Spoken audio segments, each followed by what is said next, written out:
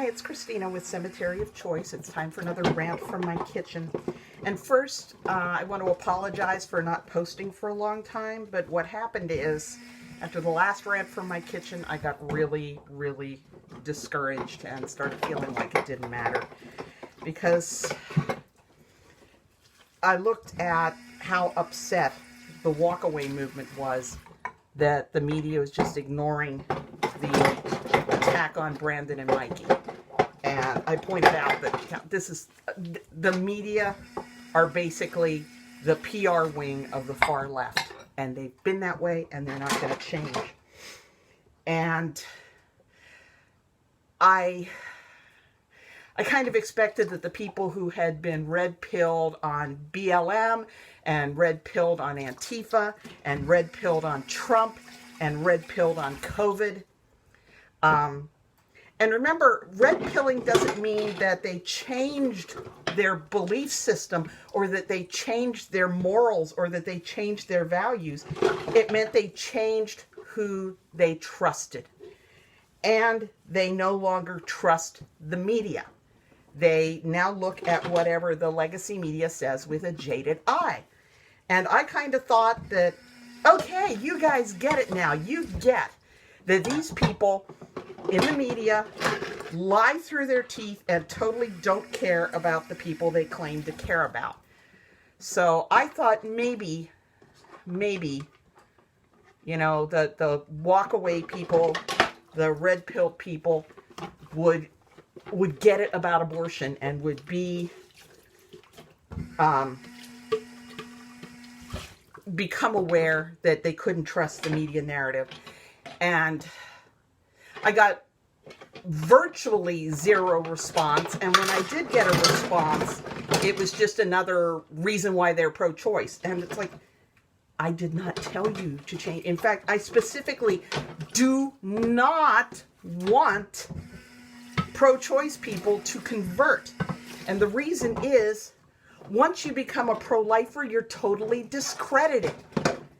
It's just like when that Greenpeace founder realized that they'd gone off the rails and he started speaking out against the climate alarmism. Well, he's no longer part of the movement, so the fact that he had good reasons to leave don't matter.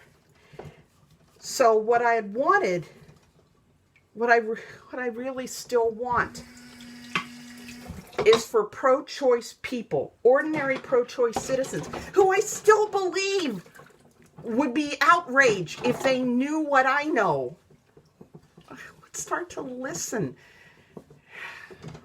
And I don't think they will.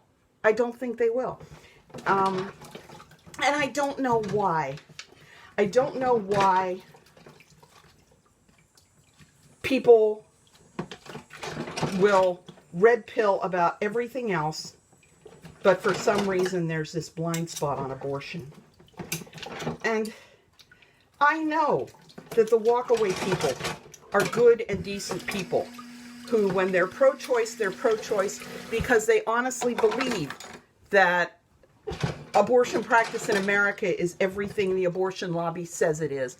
That they really believe that this is a woman and her doctor. That they really believe that women are getting informed consent. That they really believe that these abortion clinics are concerned about safety. And anytime a story comes out, the response is like, well, that was one instance. Yeah. Well, yeah, and what happened to Mikey and Brandon was one instance. But it's illustrative of a wider problem. And I don't know what to do. I mean, the Equal Rights Institute and Justice for All have really good trainings on how to talk to pro-choice people in a way that causes them to rethink being pro-choice, and they wind up converting. And I don't think that's a bad thing, but that's not going to address the issue of abortion clinic safety. That's not going to address the issue of women being bullied into unwanted abortions.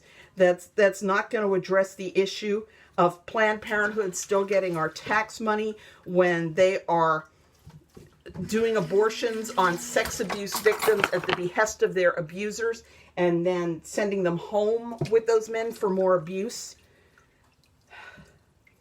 It takes pro-choice people.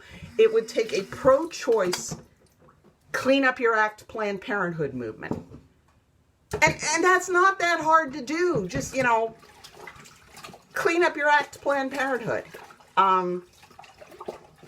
Speak out when they see something in the news and Planned Parenthood's lying. Say, look, I support abortion rights, but I don't support what they're doing here. It's like you can support police reform and hate the looting and rioting, right? And you can take a stand against the looting and rioting. And you can point out that the looting and rioting are a problem. And that doesn't mean that you think police brutality is okay. And you can point out the horrible things that abortion clinics do to women. You can point out the horrible things Planned Parenthood does.